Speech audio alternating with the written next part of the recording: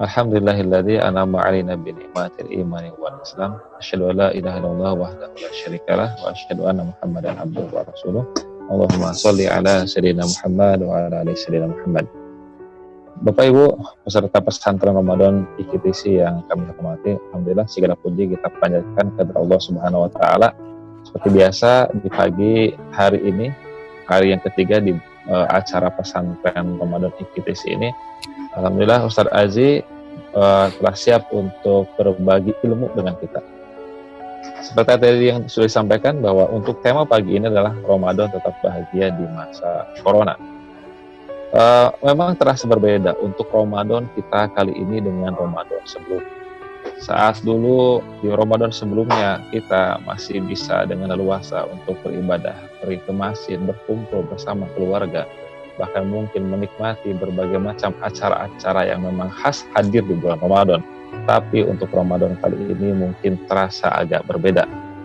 Walaupun begitu Bapak Ibu sekalian, tentu kita tidak ingin meratapi apa yang ada saat sekarang ini. Justru apa yang telah Allah Subhanahu wa taala sajikan kepada kita, berupa adanya pandemi Corona seperti ini, tidak menjadi penghalang bagi kita, tidak menyebabkan hati kita menjadi kendur untuk tetap beribadah, beramal soleh di bulan Ramadan ini.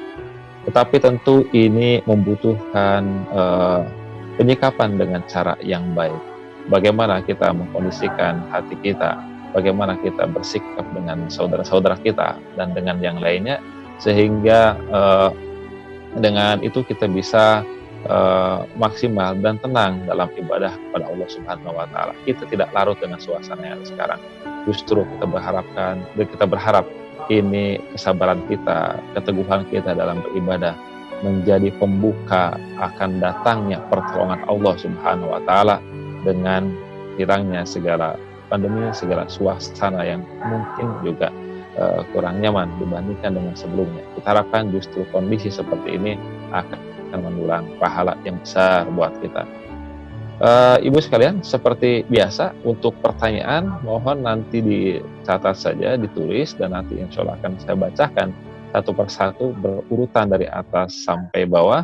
Mudah-mudahan sempat semuanya, dan kepada Bapak Ustadz Dr. Haji Aziz Ahmad Tajudin kami berikan waktu sampai sekitar jam 6 untuk menyampaikan materinya. Setelah itu nanti kita akan buka untuk sesi tanya jawab. Sekiranya memang waktu masih ada, maka kami akan berikan kesempatan untuk menambahkan dari ilmu yang mungkin perlu untuk disampaikan kepada Bapak Ibu peserta taklim, peserta pesantren Ramadan IKTC. Saya persilahkan kepada Ustadz untuk menyampaikan materinya. Enggak, Ustadz. A'udzubillahi minasyaitonir rajim. Bismillahirrahmanirrahim. Assalamualaikum warahmatullahi wabarakatuh. Innal hamdalillah nahmaduhu wa nasta'inuhu wa nastaghfiruh wa na'udzu billahi min shururi anfusina wa sayyiati a'malina. Man yahdihillahu fala mudilla lahu wa man yudlilhu fala hadiya lahu. Ashhadu an la ilaha illallah wahdahu la syarika lah wa ashhadu anna Muhammadan abduhu wa rasuluh la nabiyya wa la rasula ba'dah. Allahumma fassalli wa sallim ala Muhammad wa ala ali Muhammad kama sallaita ala Ibrahim wa ala ali Ibrahim fil alamin innaka Hamidum Majid. Wa qala Allah ta'ala fi kitabihil azim. A'udzu billahi minasyaitonir rajim. Bismillahirrahmanirrahim. Ya ayyuhalladzina amanu taqullaha haqqa tuqatih wa la tamutunna illa wa antum muslimun. Amma ba'd. Bapak, Ibu, para shaimin, shaimat, peserta pesantren Ramadan di IKTC yang sama-sama dirahmati Allah Subhanahu wa taala. Mudah-mudahan kita dalam keadaan sehat walafiat. Mudah-mudahan Allah senantiasa menjaga keikhlasan kita. Dan tentunya mudah-mudahan kita bisa tetap semangat menjalankan amaliyah Ramadan di tengah pandemi yang sedang melanda kita semua. Dan semoga melalui momen Ramadan ini Allah mencabut segala ujian yang menimpa kepada kita, dan kaum muslimin umumnya dimanapun mereka berada. Baik Bapak Ibu, mudah-mudahan dengan media ini tidak mengurangi semangat kita, ya. Tetap kita manfaatkan dalam kondisi apapun untuk thalabul ilmi. Insyaallah pagi ini saya akan menyampaikan sesuai dengan tema yang diminta oleh Ustaz Sapan dan kawan-kawan, bagaimana kita membangun Ramadan tetap bahagia di masa corona. Baik Bapak Ibu, para peserta sekalian, ada 5 jurus ini, 5 langkah, 5 intisari pembahasan yang akan saya bahas dalam waktu yang singkat ini. 1, iman adalah ujian. Yang kedua, setiap perintah dan larangan adalah seleksi Allah. Ya Bu ya, Bapak, seleksi Allah untuk menguji tingkat keimanan. Yang ketiga, perintah dan larangan adalah cara Allah untuk melihat sikap. Ya, cara Allah untuk melihat sikap dan respon manusia. Apakah dia mukmin? Apakah dia munafik?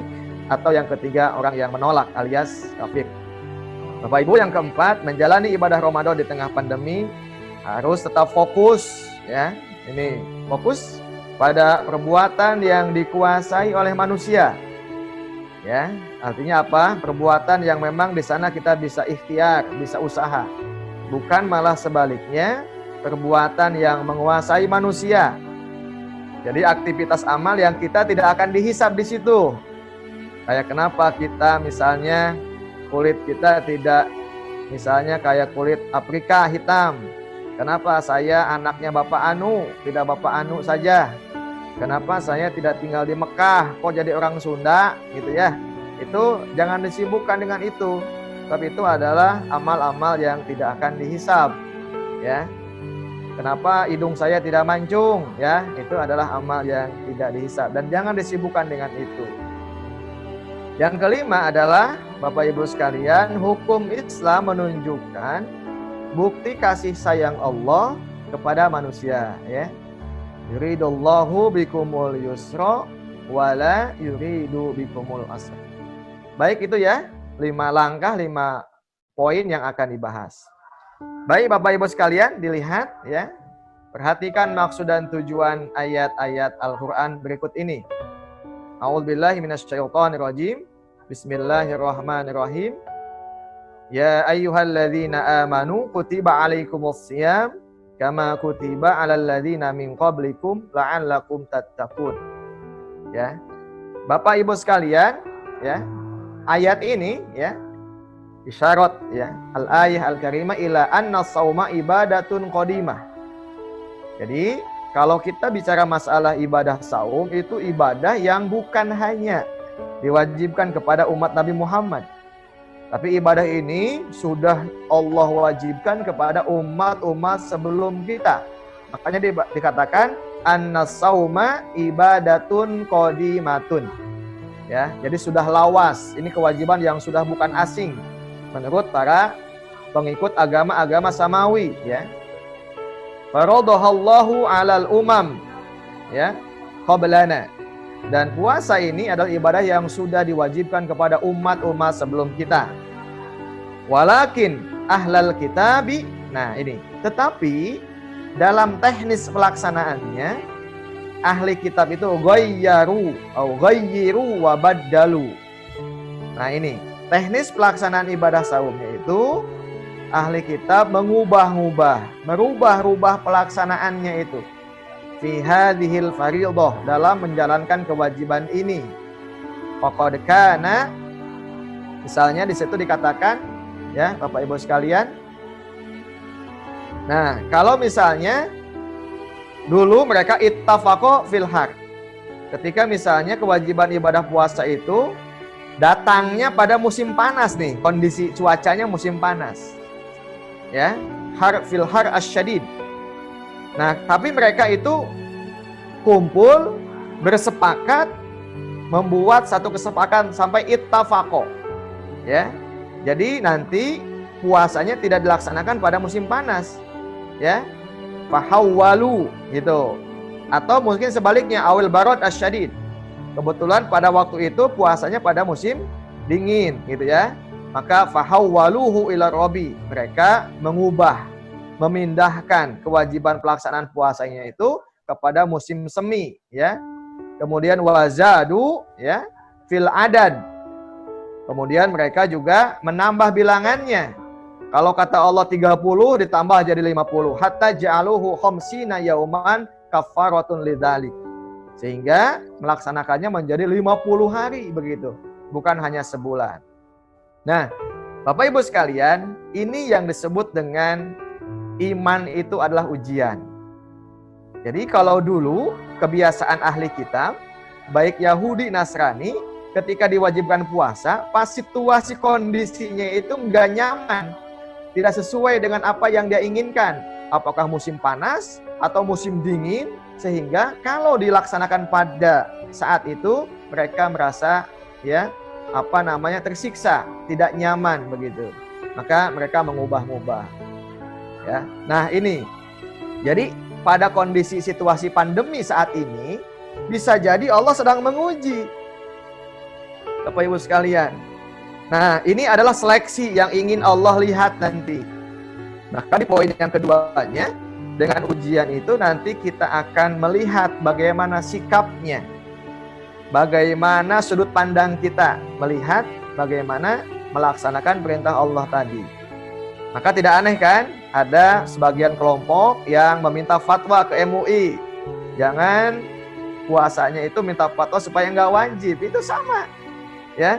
Jadi kalau kita lihat asbabun nuzul ayat ini yang ditulis oleh, bukan asbabun nuzul begitu ya, penjelasan ayat ini yang ditulis oleh Imam Ali As-Sabuni dalam tafsir Rawa'iul Bayan fi tafsir ayatil ahkam ya, itu menunjukkan sama begitu. Kalau dulu situasinya panas ya atau dingin sekali musimnya itu, nah saat ini musim pandemi. Maka kalau misalnya ada yang tidak kuat dengan ujian ini ya, banyak mengeluh, nah itu sesungguhnya tidak aneh, sebab nanti Allah akan melihat siapa yang lulus dan siapa yang gagal sekolahnya. Baik Bapak Ibu sekalian, selanjutnya bukan hanya pada ibadah puasa saja ya, kalau kita lihat di ayat-ayat lain juga sama. Setiap kali ada perintah, setiap kali ada larangan, maka di sana Allah ingin menguji. Kalau tadi dalam apa?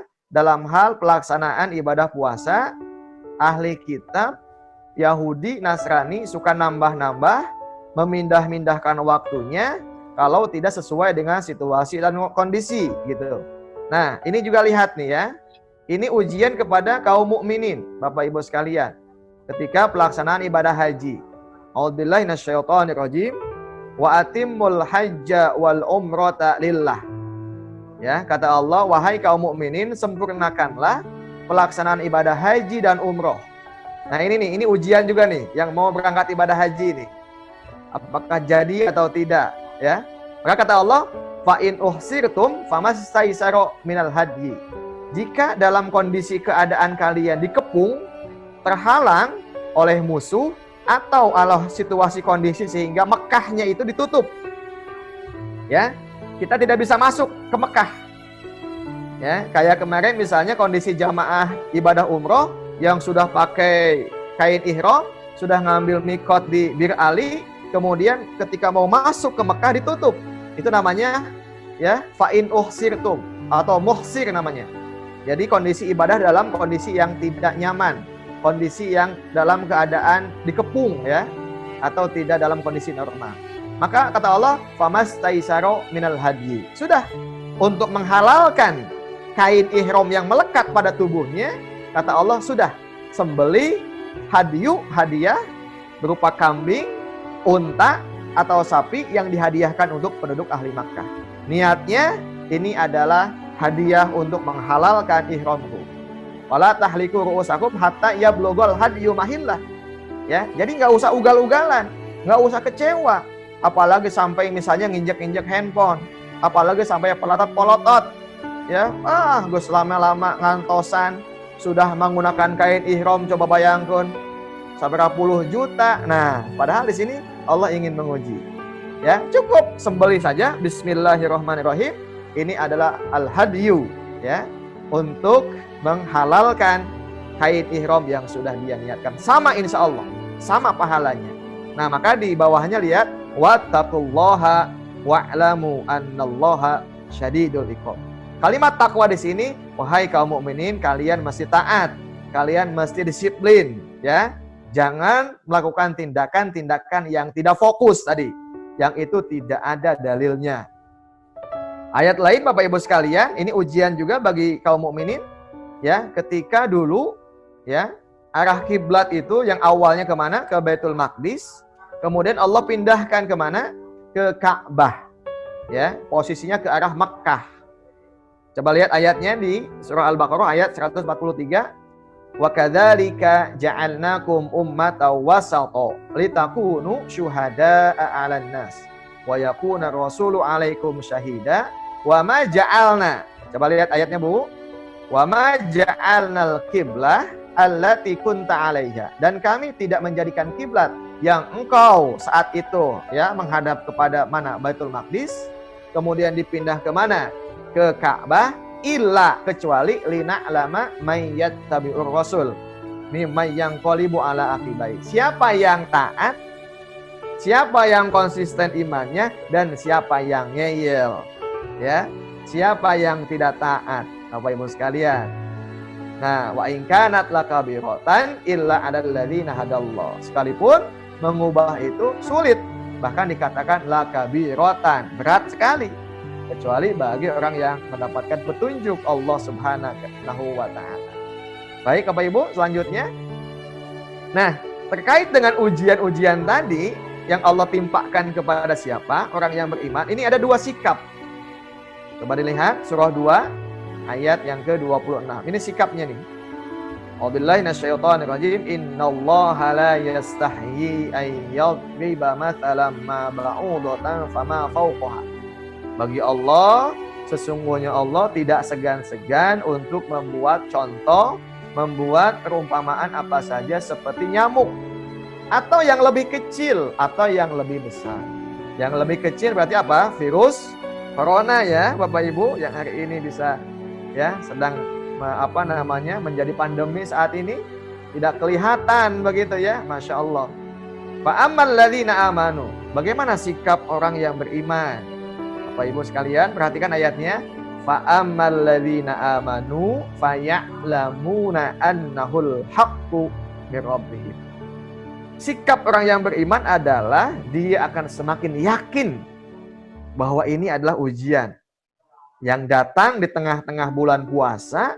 Allah ingin melihat, Allah ingin menguji, dan bahasa yang paling pasnya adalah Allah ingin menyeleksi. Insyaallah, ya. Ini adalah seleksi. Annahul haqqu mir rabbihim.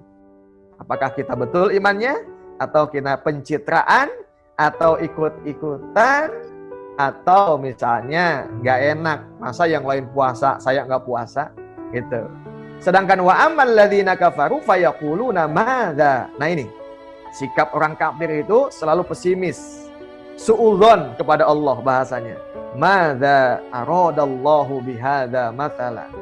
Ya, ngapain Allah, ya, pakai nguji-nguji segala. Coba lihat Bapak Ibu sekalian kalimat yudillu bihi katsira wa yahdi bihi katsira. Ingat, melalui corona ini nanti ada yang mendapat petunjuk dan ada yang juga yang tersesat, Bapak Ibu sekalian. Ya, maka dalam tafsirnya dikatakan apa maknahu? Maknahu bitakdzib. Ada yang mendustakan. Itu yang pertama. Yang kedua, annahu imtahanahum bi amsalihi. Ya, ini adalah bentuk ujian. Ya. Yang ketiga, annahu ikhbarun amman dhalla wa man ihtada. Nah, ini yang ketiga, istimewa.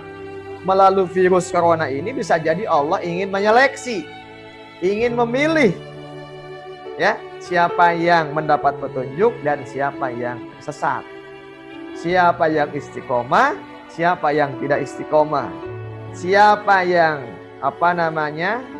ngeyel, membangkang, siapa yang taat. Masya Allah, ya. Lebih cepat lagi.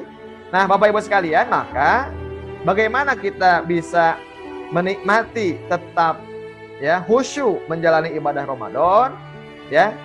Jadi sekali lagi Bapak Ibu sekalian, maka ya sebelum saya akan membaca ke sini, intinya adalah jadi dalam situasi begini kita jangan disibukkan pada wilayah-wilayah yang itu adalah bukan ya urusan kita gitu. Tadi amal gitu kan, yang memang manusia bisa dikuasai oleh manusia. Itu ya Bapak Ibu sekalian, yang memang manusia menguasai begitu. Artinya manusia tidak mampu. Manusia tidak mampu melakukan itu. Kayak tadi misalnya ya, ibu ada yang menjadi perempuan, saya jadi laki-laki. Itu bukan wilayah keinginan saya dan keinginan ibu.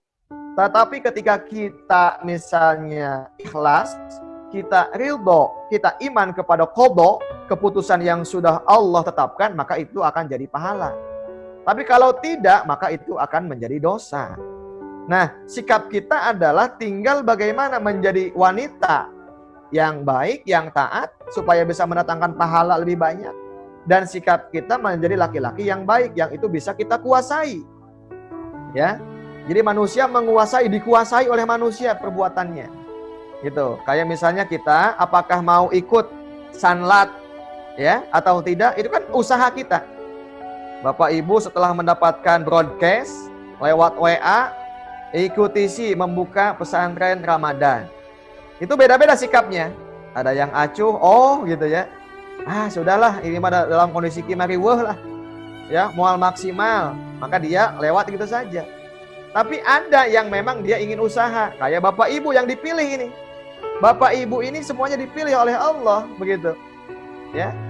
Ingin tetap bagaimana memaksimalkan usaha di tengah-tengah pandemi yang memang ini adalah ujian yang datang dari Allah Subhanahu wa taala. Nah, apa yang menyebabkan motivasi bahwa kita tetap istiqomah, bahwa kita tetap khusyuk, bahwa kita tetap menjalani ibadah dan juga amaliyah yang seperti biasa, ya. Kalau dalam kaidah fikih itu apa? Ma la yudraku kulluhu la yudraku kulluhu. Jeung Sundana mah lamun teu bisa nya dipigawe kabeh nya tong ditinggalkeun kabeh, gitu ya Bu ya. Maksudnya begini, kalau kita nggak bisa tatap muka, ya pakai online juga, kenapa tidak? Kalau kita tidak misalnya 8 rakaat sholat sunat, ya, taraweh atau qiyamul lail atau qiyam Ramadan, ya 4 juga kenapa tidak, gitu ya Bu ya. Itu kaidahnya mala yudrakullu la yudrakullu begitu. Nah, maka motivasi yang paling penting itu adalah satu, bahwa virus corona itu adalah qadha, ketetapan yang sudah Allah tetapkan dan kita tidak bisa menolak. Namun, kita fokus kepada bagaimana di tengah-tengah kondisi itu kita bisa terus mendapatkan pahala yang banyak, ibu-ibu sekalian. Nah, coba lihat nih. Maka disinilah kita mesti membaca, kita tahu dalil, dan kita mengilmui, Bapak Ibu sekalian. Ya, mengilmui. Coba kalau andai saja tidak mengilmui, ya, dalam situasi begini, apalagi geus panyakitna oge apa? Males, ya. Apalagi sudah tidak biasa ke masjid begitu. Wah, nu aya KO we setan teh gitu nya, dilepaskeun deui setan teh. Tidak dicang-cang. Ya, dalam kondisi sehat saja sudah tidak ke masjid, dalam hatinya hayya 'alas shalah. Jawabannya, "Ini nama corona," gitu. Padahal dia sehat, padahal dia mampu, Masya Allah. Ya. Nah, ini Bapak Ibu sekalian. Nah, jadi apa? Contoh nih, saya akan bacakan ya. Di samping keimanan kita, di samping fadilah keutamaan bulan Ramadan, ini ada kemuliaan bulan Ramadan yang biasa dilakukan oleh para ulama salaf. Ya. Para ulama salaf itu di sini katakan salat tarawih ini merupakan kebiasaan orang-orang yang saleh, perniagaan kaum mukminin, dan amalnya orang-orang yang meraih kemenangan. Pada waktu malam, orang-orang yang beriman menyendiri dengan Robnya, insyaallah ya, tahannus, menghadap kepada penciptanya, mengadukan keadaan mereka, diadukan kepada Allah, ya, mengadukan keadaan mereka, seraya memohon kepadanya keutamaannya, jiwa-jiwa mereka berada di antara kedua tangan penciptanya. Iktikaf, munajat, terus ya, memaksimalkan ibadah, bukan tambah malas, bukan tambah berlindung, ya, di balik penyakit dan juga wabah ini, sehingga Allah akan melihat nanti siapa yang sukses dan siapa yang tidak sukses. Baik, 6 menit lagi Bapak Ibu sekalian. Coba lihat lagi, ini ada riwayat Ibnu Abbas. Kata Ibnu Abbas, anna al-mudarasata bainahu wa baina Jibril kanat lailan. Bahwasannya pengkajian terhadap Al-Quran antara Nabi beliau dengan malaikat Jibril terjadi pada malam di bulan Ramadan, ya. Insyaallah. Jadi malam ini mesti istimewa tetap, ya. Kemudian hadis ini menunjukkan disunahkannya memperbanyak membaca Al-Quran pada malam di bulan Ramadan. Karena waktu malam terputus segala kesibukan. Ya, Bapak Ibu, terkumpul pada malam itu berbagai harapan hati dan lisan. Pada malam bisa berpadu untuk tadabbur sebagaimana Allah berfirman, "Inna nasyi'atal laili hiya asyaddu wat'aw wa aqwamu qila." Sesungguhnya bangun di waktu malam adalah lebih tepat atau khusyuk, dan bacaan di waktu itu lebih berkesan. Insyaallah Bapak Ibu sekalian. Jadi kalau kita melihat fadilah keutamaan itu lewat semuanya. Ya, nggak sepadan dengan kondisi situasi ini. Justru dalam kondisi ini kita mesti yakin Allah sedang menyeleksi. Ingat ya Bapak Ibu, Allah sedang menyeleksi siapa kita, bagaimana keimanan kita, dan juga bagaimana sikap kita. Nah ini Bapak Ibu sekalian. Jadi inilah pentingnya kita usaha Bapak Ibu, ya.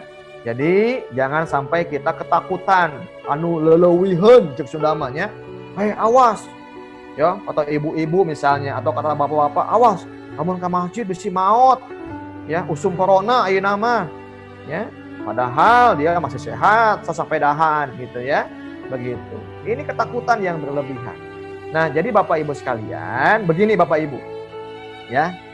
Bapak Ibu sekalian, yang namanya kematian, ya. Yang namanya kematian itu ajal. Contoh nih Bapak Ibu sekalian, kita naik sepeda motor misalnya, ya, ke jalan. Kita sudah pakai helm, Bapak Ibu, ya. Kemudian kita jalannya pelan-pelan, Bu. Ngan 40 digasna oge. Kemudian di sisi deh, ngisi bisa ngisi, ya. Henteu nyiap, henteu ka tengah. Tiba-tiba ada mobil, bus, nabrak, Bu. Meninggal. Itu namanya apa? Meninggalnya ajal. Itu Bapak Ibu sekalian. Jadi sepanjang dia sudah usaha maksimal alias ikhtiar, maka sudah. Dan tugas manusia mah hanya usaha Bapak Ibu sekalian. Jadi jangan sampai kita tidak fokus, ya. Akibat adanya wabah pandemi ini menjadi takut semuanya. Ini Bapak Ibu sekalian, itu bukan sikap orang yang beriman Bapak Ibu sekalian. Ya. Maka hari ini apa? Ya tinggal usaha memaksimalkan, ya. Apalagi hari ini kondisi kita tidak lockdown kan? Ya. Hanya PSBB. PSBB itu pembatasan sosial berskala besar. Kalau pembatasan ya dibatasi saja. Begitu, kecuali kalau lockdown ya Bapak Ibu sekalian. Nah, maka Bapak Ibu sekalian dalam kondisi begini, apalagi ya di tengah-tengah kita, di depan mata kita sudah pasti ada bulan Ramadan dan keutamaannya. Maka kesempatan itu jangan disia-siakan. Gitu. Ya, dan kesempatan itulah yang akan dihisab nanti kita di hadapan Allah. Jangan kita takut, khawatir pada sesuatu yang faktanya itu belum menimpa kita, Bapak Ibu sekalian. Bu, orang yang takut sakit dengan yang sudah sakit sama nggak hukumnya? Ya, pasti beda. Pasti beda. Contoh misalnya ada yang sakit di opname, yang nunggunya yang sehat itu ingin sama hukumnya. Sholatnya duduk, ya, api-api diimpuls, ya, kemudian dia makannya juga kayak yang sakit padahal dia sehat. Nggak bisa. Bapak Ibu sekalian, seorang pasangan laki-laki dan perempuan, ya, 1 menit, bahkan 5 detik sebelum dia akad, maka dia belum dihukumi sebagai pasangan yang sah. Faktanya dia belum akad. Nah, kita jangan sampai ditakut-takuti pada sesuatu yang faktanya belum menimpa kita, gitu. Nah, maksud saya apa? Inilah pentingnya kita memaksimalkan ikhtiar alias usaha, dan pada saat itulah kita pun juga harus ingat bahwa pandemi di tengah situasi bulan Ramadan itu adalah seleksi yang sedang Allah sampaikan, yang sedang Allah uji kepada kita. Apakah kita tetap menjalankan ibadah itu dengan semangat, atau malah sebaliknya, setan menguasai kita sehingga kita berdalih sejuta alasan bahwa ini adalah situasinya pandemi. Nah, Bapak Ibu sekalian, jadi pandemi itu adalah wilayah lain yang kita nggak tahu, yang itu bukan wilayah yang dikuasai oleh manusia. Tetapi di yang lain pihak juga kita adalah tetap maksimal dengan usaha kita. Satu lagi sebelum itu Ibu sekalian, inilah Bapak Ibu sekalian, inilah salah satu hal penting bahwa hukum Islam itu sangat istimewa. Hukum Allah itu sangat manusiawi. Maka di ayat selanjutnya apa? Faman kana minkum maridun aw ala safarin fa iddatum min ayyamin ukhra. Coba lihat. Maka kata Nabi, yasiru wala tu'assiru, yuridullahu bikumul yusra wala yuridu bikumul yusra. Bapak Ibu ya, kalau dulu misalnya dalam kondisi situasi tidak pandemi ya, kita bisa leluasa di masjid ya, hari ini mungkin dibatasi, harus pakai apa? Masker, kemudian juga mesti dipastikan dulu suhu tubuhnya, mesti cuci tangan, ya jalani semuanya itu. Ya. Gitu. Jadi jangan sampai kita ketakutan sehingga tidak bahagia, tidak semangat menghadapi Ramadan di tengah pandemi. Maka kuncinya satu, iman, dan yang kedua adalah sikap. Bagaimana kita menghadapi pandemi ini, jangan sampai tidak fokus, kita gegabah, kita mengintervensi wilayah-wilayah yang itu adalah wilayah Allah. Kayak rezeki ya Bu ya. Rezeki itu di tangan Allah, tapi tugas kita apa? Usaha. Wallahu a'lam bishawab. Mangga Ustaz Safwan, saya kembalikan. Baik, jazakallahu khairan Ustaz Haji yang sudah menyampaikan materi yang sangat menarik di pagi ini. Ibu Bapak sekalian, baik silahkan kami berikan kesempatan untuk bertanya, menyampaikan pertanyaan dengan cara ditulis, diketik di ruang chattingnya, silahkan. Dan ini sudah ada yang masuk dari Ibu Khalidah. Beliau menanyakan, dalam bentuk apakah nilainya tinggi di mata Allah amalan atau ibadah yang pada saat ini ruangnya terbatas dengan ada pandemi ini? Silahkan Ustaz. Ya, jadi yang disebut dengan nilai di mata Allah itu adalah satu, keikhlasan menjalankan ibadah di tengah pandemi ini. Jadi ketulusan, keikhlasan, niat, Bapak Ibu sekalian, itu satu. Jadi kalau kita sudah niat yang tulus, kita niat menjalankan ibadah itu hanya untuk Allah, bukan untuk yang lain, pasti kita akan menjalaninya itu dengan istiqomah dan ikhlas, gitu. Sehingga apa? Di hadapan Allah dalam situasi ini tetap nanti akan dinilai bagaimana amal kita, keikhlasan kita, dan niat kita. Kalau misalnya ibu-ibu ya yang biasa ke masjid, dalam situasi ini kan ibu lebih baik di rumah, ya sudah, jalankan. Toh Allah juga akan melihat bagaimana kebiasaannya.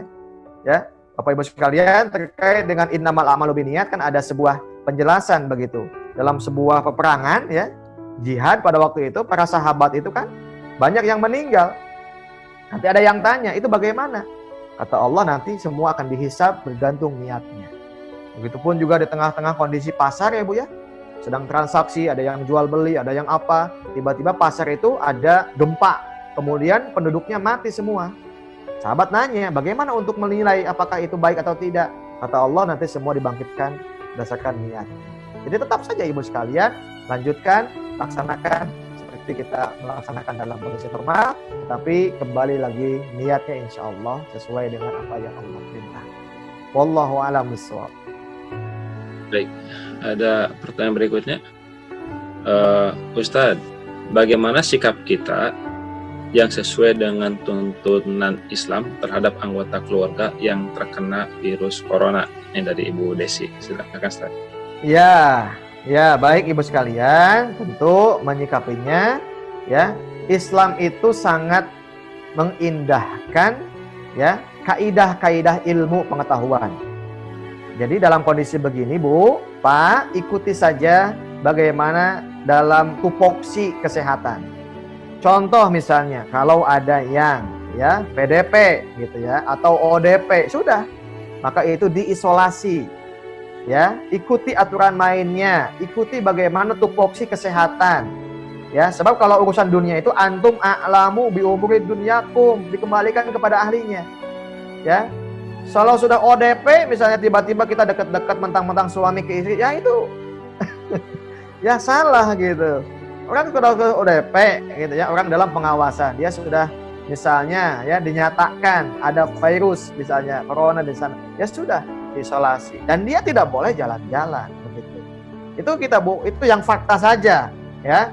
Kecuali bagaimana kalau ada misalnya yang orang tanpa gejala, ya kita nggak bisa menghukumi yang belum lah. Kita husnudzon lah. Ya, kalau belum dinyatakan oleh ahli, oleh medis, maka kita dalam kondisi sehat, begitu ya, supaya tidak boleh ketakutan. Allahu a'lam bishawab. Ini dari Ibu Eni. Kata Pak Ustadz, kita jangan takut dengan yang belum terjadi. Ya, khususnya pandemi ini khususnya pandemi ini. Bukankah dengan kita tidak berjamaah di masjid, kita itu waspada? Kita itu waspada Pak Ustadz, gitu ya. Silakan Ustadz. Ya begini Bu ya. Jadi begini. Jadi pandemi ini sudah melanda begitu. Tapi juga kita tetap begitu ya. Jadi kita takutnya itu bukan takut kematiannya. Ya, sehingga kita tidak melakukan apa-apa. Tapi yang namanya jaga-jaga itu boleh. Kayak tadi, Bapak Ibu misalnya kita naik motor ya Bu ya. Kita pakai helm, bagus ya.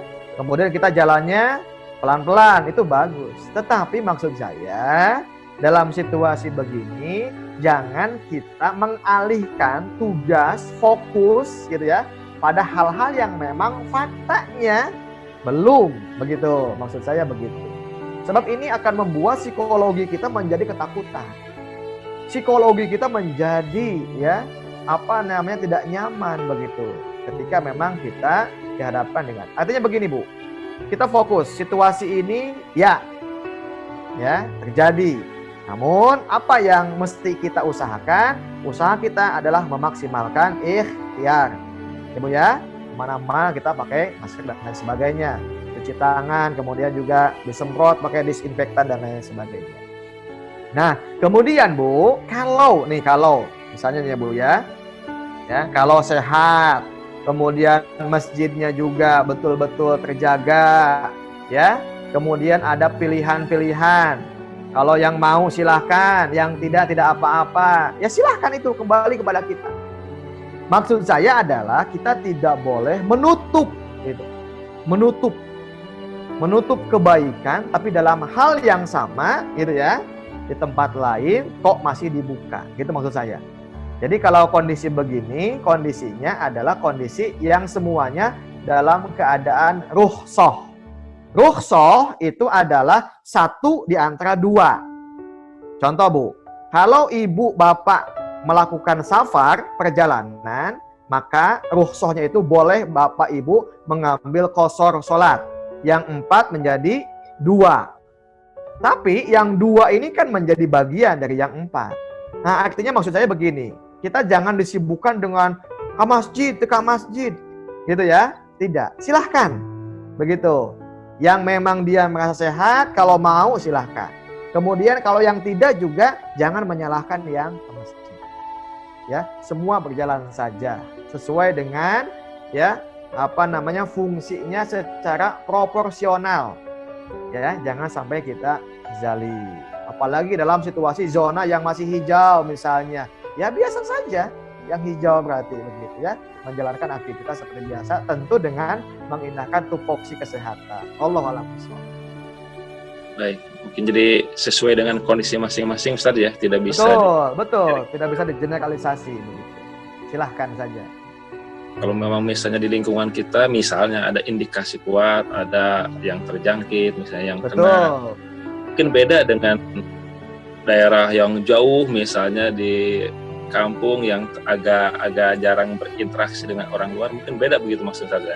Iya. Jadi ilatnya tidak bisa disamakan semua gitu maksud saya ya. Jadi toh memang ini dalam situasi begini ada rukhsah begitu ya. Bagi yang memang mau ngambil rukhsah silahkan. Bagi yang tidak juga tidak apa-apa. Tetapi lagi-lagi kembali kepada ilat hukum yang memang mengapa dia melaksanakan itu. Tidak bisa dipukul rata semuanya sama gitu ya. Ya.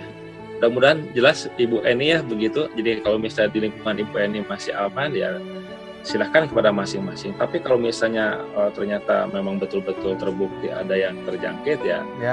Prosedur keamanannya memang harus ditempuh sebagai upaya kita gitu ya. Kemudian berikutnya dari Ibu Tika, apa ciri-cirinya orang yang dapat petunjuk dan tidak dapat petunjuk ketika mendapat musibah atau wabah pandemi? Mangga, Ustaz. Ya, tadi ya Bu ya, tadi kan sudah dijelaskan ya dalam ayat yudhillu bihi katsira wa yahdi bihi katsira. Bapak Ibu ya, petunjuk itu pertama dari aspek sikap kita. Sikap dalam menghadapi ujian. Contoh Bu, ya contoh. Orang Yahudi yang awal saya sebutkan tadi, ketika turun ya ayyuhalladzina amanu kutiba alaikumusiyam kama kutiba alal ladzina min qablikum la'allakum tattaqun. Nah, kewajiban itu misalnya pas saat kondisinya itu musim panas atau musim dingin yang sangat, Bu. Jadi Bapak Ibu sekalian, pengalaman saya yang sempat tinggal di Saudi Arabia itu memang ketika panas itu Masya Allah, panas sekali Bu. Ya, kalau sudah dingin sekali. Bahkan minyak goreng itu menjadi ngebeku ya Bu ya. Saking dinginnya. Ya, memang menyulitkan. Nah, orang yang dapat petunjuk itu maksudnya apa? Dia tidak mengubah-ngubah. Ya, tidak protes kepada Allah dengan situasi kondisi yang sedang dihadapi. Itu Bu, ya. Nah, contoh misalnya hari ini ketika misalnya kewajiban Ramadan tiba dan kemudian situasi kondisi kita sedang pandemi, satu orang yang dapat petunjuk dia tidak protes. Ya Allah, gitu. Kenapa sih Ramadan atau sebaliknya kenapa sih pandemi ini tidak nanti saja? Atau Ramadannya bisa ditangguhkan, apalagi haji nih. Ya Allah, kebetulan saya sudah nunggu 10 tahun, tiba-tiba tahun 2020 teh kepanggil nama saya. Can aya pengumuman di Saudi Arabia, jadi enggak. Jangan kita disibukkan dengan itu. Sudah, Allah Maha tahu niatnya, Bu. Ya, itu maksudnya. Jadi, saya ingin sampaikan satu itu sikapnya dan yang kedua adalah bagaimana kita melaksanakan ya ibadah yang sesuaikan saja.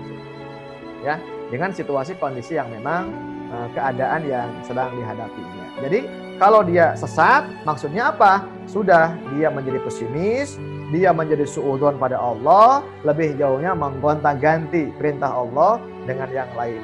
Atau lebih jauhnya tidak melaksanakan perintah Allah, maka itu sesat. Itu Bu, sebut dengan sesat itu begitu. Wallahu a'lam bishawab. Baik, terima kasih. Lanjut saja. Boleh ya, kita sholat memakai masker, ini dari Ibu Neni. Silakan. Ya, jawabannya boleh ya, sebab kita memakainya ada alasan. Dalam bahasa agama disebut dengan li'udhrin, ada uzur. Uzurnya uzrun syar'iyyun. Bahkan justru dalam kondisi begini ya, menggunakan itu apalagi dalam situasi yang memang tidak menentu, menjadi derajatnya bukan lagi boleh begitu ya, maka menjadi harus gitu ya. Walaupun nanti tidak menjadi wajib. Maka sebagian juga kalau definisi kesehatan bahkan menjadi wajib kata ahli medis begitu.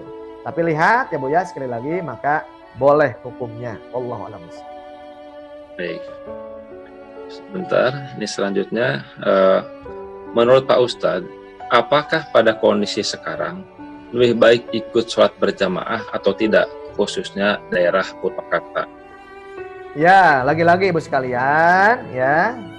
Jadi, saya tidak bisa mengeneralisasi, ya. Tetapi yang jelas, ya, Bapak Ibu sekalian, saya sempat menyampaikan presentasi makalah di Komisi Fatwa, ya, Majelis Ulama Indonesia. Jadi Bapak Ibu sekalian, ya, apa ilat yang paling umum untuk menghukumi situasi kondisi itu? Ya, itu adalah keputusan presiden.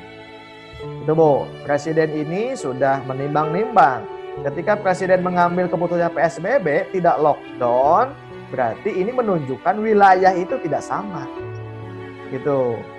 Ya Bu ya, apalagi sampai saat ini ketika kami rapat di Majelis Ulama Indonesia, ya, zona-zona itu nggak tahu katanya siapa, kok beda-beda. A ngomong zona merah, kata B zona kuning. Jika kami tanya mana datanya, yang ODP berapa, di mana alamatnya, ya, masjid mana saja yang mesti diisolasi, tidak ada jawaban, ya. Nah, jadi Bapak Ibu sekalian, ya, kembali kepada situasi tadi, jika misalnya kita yakin tidak ada ODP yang sudah diumumkan oleh medis, maka insya Allah statusnya masih hijau. Tapi paling tidak, ya, apalagi PDP itu, kalau PDP sudah bukan lagi di rumah Bu, sudah mesti di rumah sakit, ya, maka itu kita tidak boleh. Jadi Bapak Ibu sekalian, ya, apa Bu kaidahnya kata Nabi, ya, da ma yaribuka ila ma la yaribuka. Ya kata Nabi, da ma yaribuka ila ma la yaribuka. Tinggalkan sesuatu yang membuat kalian ragu kepada yang tidak meragukan. Itu saja. Ya, jadi tidak berspekulatif, ya. Jadi paling tidak jika seandainya situasi kondisi kita masih aman, kemudian juga belum dinyatakan dalam zona atau juga ada yang terdeteksi misalnya terpapar virus dan sebagainya, maka silahkan, boleh. Saya mengatakan boleh kalau mau ke masjid dan mengindahkan protokol. Tapi bagi yang tidak sehat, bagi yang sudah tua, ya Bu ya, bagi yang sudah punya penyakit, lebih baik di rumah. Wallahu a'lam bishawab. Baik, terima kasih Ustaz. Tapi Ustaz mungkin sedikit tambahan ya.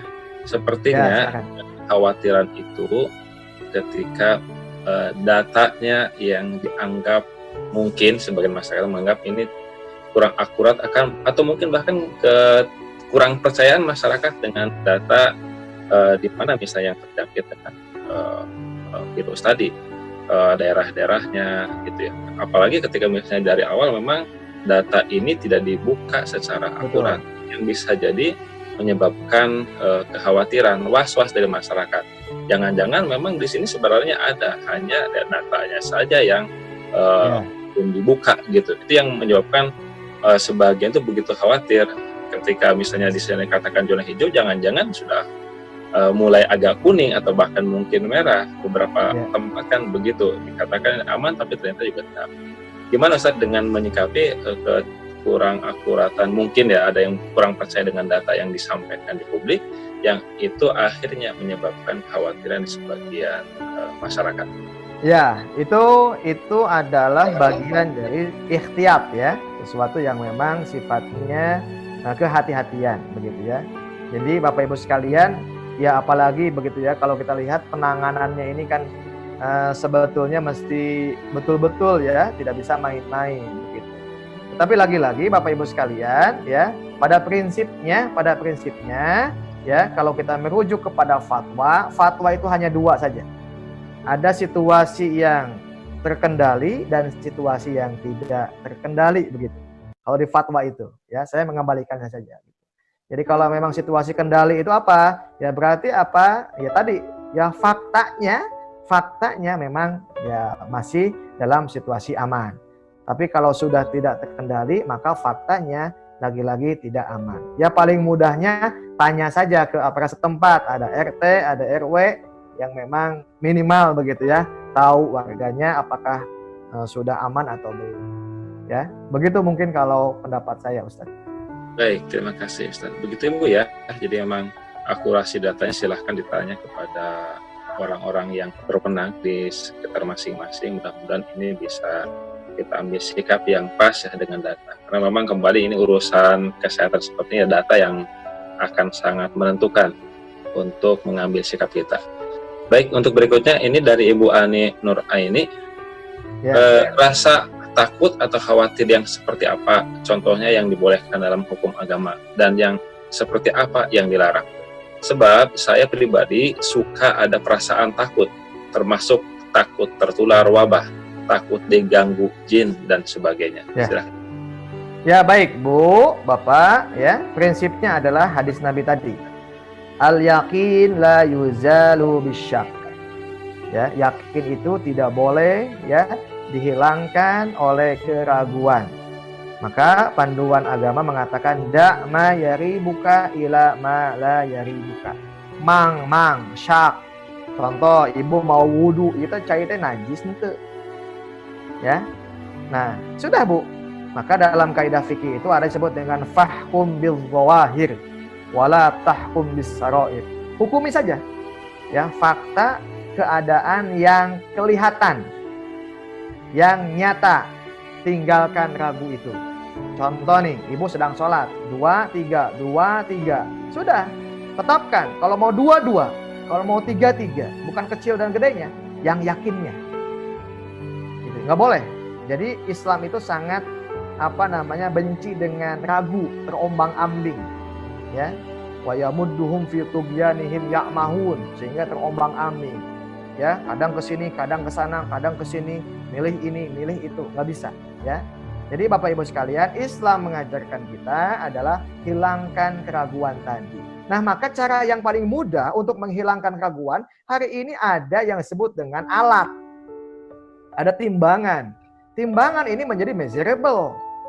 Ya, coba Bapak Ibu sekalian, kalau kita ke bank atau ke instansi hari ini ada termometer gun termometer itu paling tidak cip gitu ya. Kalau 36 ya boleh masuk. Di atas 36 ya.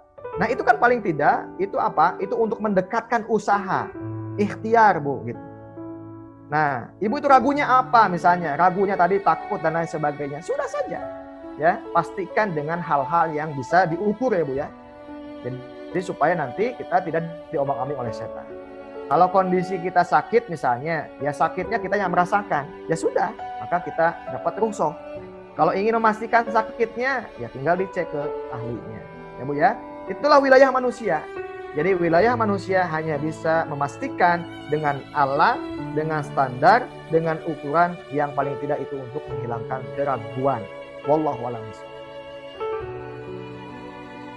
Berikutnya, tapi ini pertanyaan sudah dijawab. Saya bacakan saja Ustaz ya. Ya, benar. Dari Ibu Joy Baidah, kalau sholat pakai masker bagaimana ya Pak Ustaz? Ini sudah ya tadi dijawab. Sudah, boleh. Ya. Yang berikutnya dari Bu Nurani, betul Ustaz, kegiatan di masjid ketat protokolnya. Tapi faktanya bapak-bapak nongkrong di pos-pos ronda tanpa protokol kesehatan dengan dalih siskamling keamanan. Maaf curhat ya, salah aja merasa kegiatan keagamaan begitu dibatasi, tapi kegiatan-kegiatan yang semacam kongko-kongko yang tak perlu masih bebas. Di jalan-jalan masih banyak juga orang sekedar duduk-duduk ngeriung. Ya. Silakan Ustaz kalau mau kasih komen. Ya itulah ya. Jadi Bapak Ibu sekalian, lagi-lagi yang namanya tindakan preventif itu tidak bisa dikembalikan kepada tingkat kesadaran masyarakat. Ini harus peran negara Bapak Ibu sekalian, harus tegas ini. Maka kenapa di negara lain itu ngambil sikap lockdown, ya tegas begitu. Jadi kalau ada yang meninggalkan, sampai-sampai di Rusia itu disediakan singa gitu ya di depan rumahnya itu. Jadi saking apanya, saking tegas, jangan bisa main-main. Nah, kalau dikembalikan kepada kesadaran begitu, ya itulah disebut dengan masyarakat gitu. Ya, kadang kita takut, dia mah ya tenang-tenang saja gitu, ketawa-ketawa gitu. Ya itulah. Jadi Ibu sekalian, maka menjalankan hukum ini tidak bisa individual. Jadi ada wilayah-wilayah pranegara yang memang harus tegas, apalagi menyikapi kondisi situasi yang seperti ini. Wallahu a'lam bishawab. Sebagai tambahan info mungkin ya buat Bapak Ibu sekalian, kalau infonya itu yang saya dapatkan, bagaimana misalnya di New Zealand sudah mulai mengendurkan batasan-batasannya, karena memang di sana kasusnya sudah sangat minim, karena memang dari awal negara sudah melakukan lockdown, dari awal sudah dibatasi yang keluar masuk dan warga pun dibatasi. Tapi sekarang mereka menikmati lebih dulu kebebasan ketika dari awal negara begitu ketat tegas, dan sekarang mereka mulai dibuka lagi batasan-batasan di masyarakat. Katanya begitu, Ustaz. Ya, terima kasih Ustaz. Ya, pertanyaan berikutnya, sebentar Ustaz ini. Banyak kasus di luar sana yang karir tapi tanpa gejala. Bagaimana itu Ustaz? Bukankah ini lebih baik menghindar? Jadi ada OTG yang orang tanpa gejala mungkin Ustaz. Ya. Jadi Bapak Ibu sekalian, tetap intinya kita fokus dengan usaha kita, dengan ikhtiar kita, ya Bu ya. Saya menyampaikan lockdown Bu, gitu ya. Beda lagi kalau situasinya lockdown, semua di rumah, dicukupkan semua kebutuhan pangannya, sembakonya, tidak boleh kemana-mana, bahkan ke masjid pun juga nggak bisa. Maka di Saudi Arabia, di Kuwait itu apa bunyi adzannya? Shollu fi buyutikum. Sama dengan kondisi ketika hujan, ketika panas yang sangat, orang sudah nggak ke masjid, begitu boleh. Nah, ketika lagi-lagi tadi faktanya adalah misalnya ya sudah, kita maksimalkan dalam batas-batas yang kita menguasai saja. Apa contohnya? Ya kita pakai masker ya Bu ya, kemudian jaga kebersihan kita, kemudian pakai APD yang sesuai ya. Kemudian juga kalau nggak penting-penting banget ya jangan ya Bu ya, kecuali kalau misalnya penting harus belanja buat makan. Nah, gitu aja Bu ya. Nah, kemudian bagaimana yang nggak kelihatan? Ya sudah ya Bu ya. Kalau kita sudah maksimal usaha, kembalikan faida azamta fatawakkal 'alallah ya Bu ya. Kita nggak bisa nuduh-nuduh, kamu orang tanpa gejala ya. Kamu mah nanti menjadi bahaya kalau begitu nuduh-nuduh yang lain ya Bu ya. Nah, sudah. Jadi yang paling penting tenangkan begitu ya. Sesuatu yang memang faktanya panasnya tidak di atas 36 ya berarti kita hukumi dia insya Allah sehat. Jaga jarak, physical distancing itu menjadi upaya-upaya yang maksimal. Itu ya Bu ya. Wallahu a'lam bishawab. Baik. Selanjutnya dari Bapak Supriyanto. Kalau sholat berjamaah di masjid dikasih jarak 1 meter, bagaimana Ustaz? Ya. Jadi Bapak Supriyanto ya. Jadi memang begitu Pak, protokol yang sudah ditetapkan oleh kesehatan begitu. Ya. Jadi masjid-masjid ini memang ya setelah kami sampaikan dalam pembahasan Majelis Ulama, jadi memang kalau ada masjid yang dalam kondisi hijau ya dan dia memungkinkan untuk melaksanakan ibadah, silahkan wajib mengindahkan tupoksi kesehatan. Nah, protokolnya 1 meter di antaranya ya Bapak Ibu sekalian. Ya, bagaimana hukumnya? Ya sah Bapak Ibu sekalian. Ya, jadi lagi-lagi hukum ini tidak bisa pakai hukum azimah. Azimah itu dalam kondisi situasinya tidak dalam pandemi. Ya, kalau pakai hukum itu ya pasti tidak sah. Gitu. Tapi hukumnya dalam kondisi rukhsah.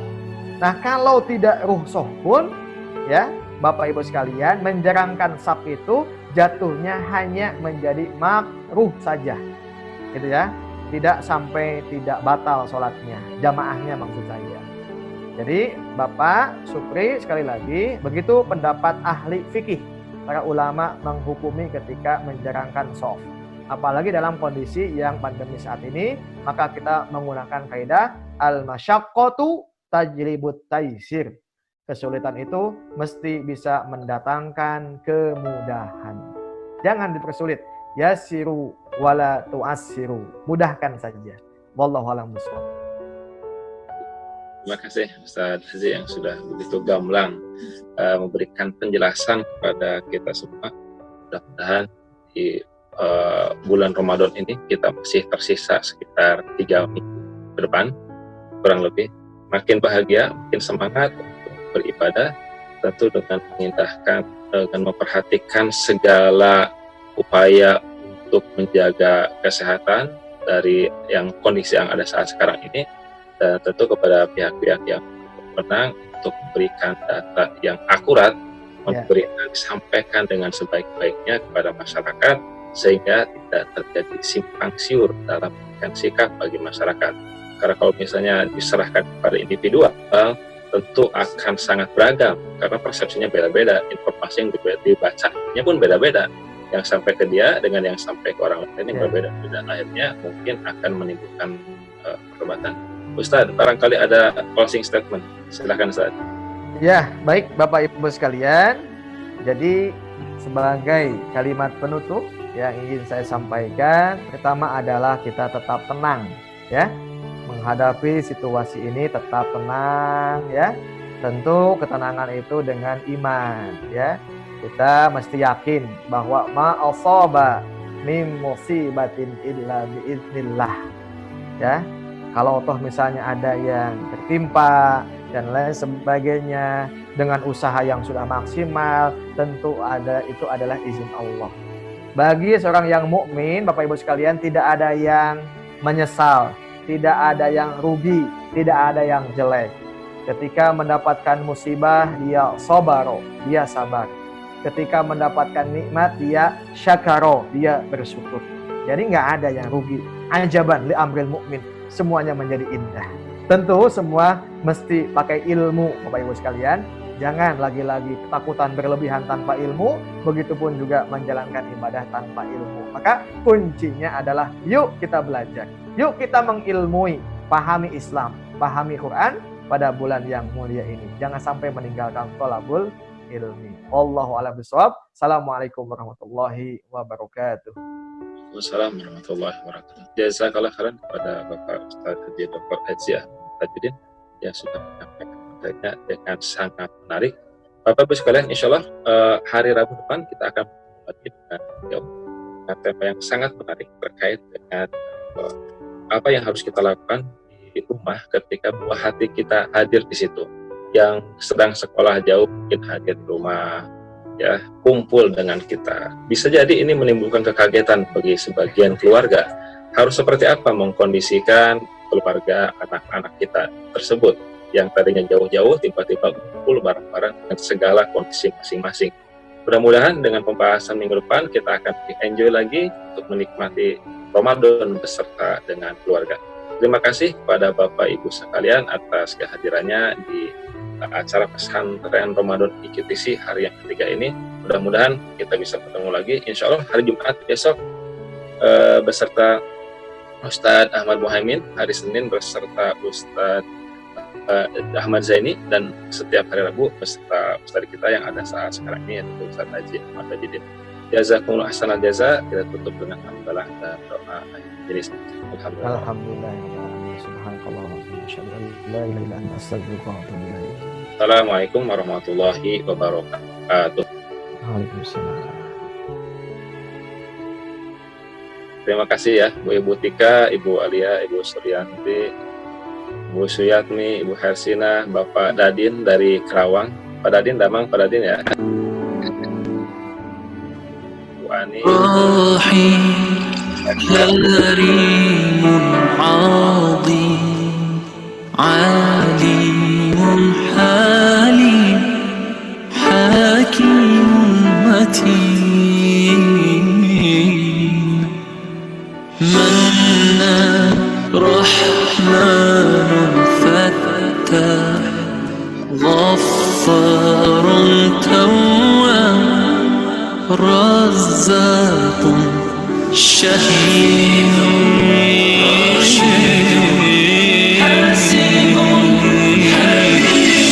اللهم صل على محمد وآل محمد. صلوا عليه اللهم صل على محمد وصحبه